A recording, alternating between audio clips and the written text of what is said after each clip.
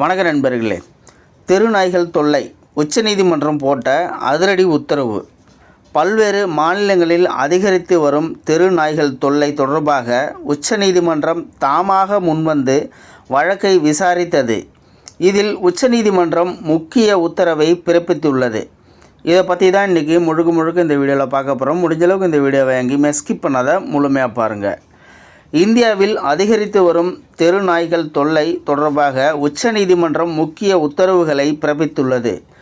இது தொடர்பான வழக்கு நீதிபதிகள் ஜே.பி. பர்திவாலா மற்றும் ஆர். மகாதேவன் ஆகியோர் அடங்கிய அமர்வு தாமாக முன்வந்து விசாரித்தது. அப்போது தெருநாய் கடியால் ஏற்படும் பாதிப்புகள் குறித்து கவலை தெரிவித்த நீதிமன்றம், இந்த விஷயத்தில் யாரும் தலையிட முடியாது என்று திட்டவட்டமாக கூறியது. டெல்லி என்சிஆர் பகுதியில் நிலைமை மிகவும் மோசமாக இருப்பதாகவும் விலங்குகள் மற்றும் நாய் பிரியர்களை கடுமையாக விமர்சித்தது.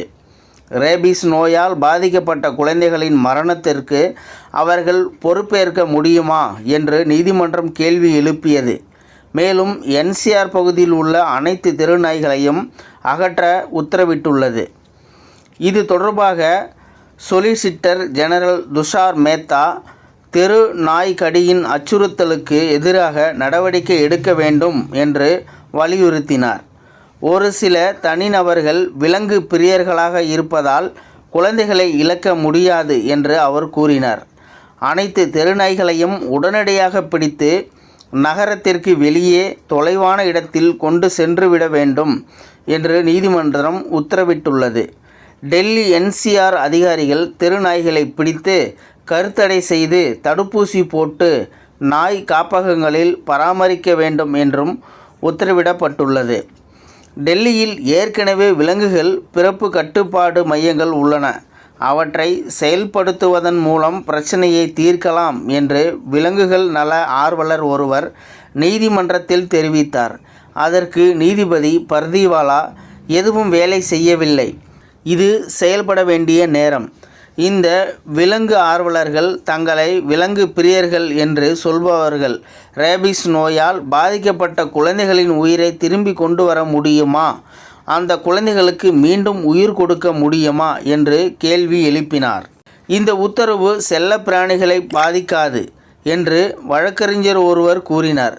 அதற்கு நீதிபதிகள், உங்கள் தெருநாய் ஒரே இரவில் செல்ல நாய் ஆகிவிடக்கூடாது என்று கருத்து தெரிவித்தனர். தெருநாய்களை பிடிப்பதற்கு ஒரு பலமான நடவடிக்கை எடுக்க வேண்டும் என்று நீதிமன்றம் கூறியுள்ளது.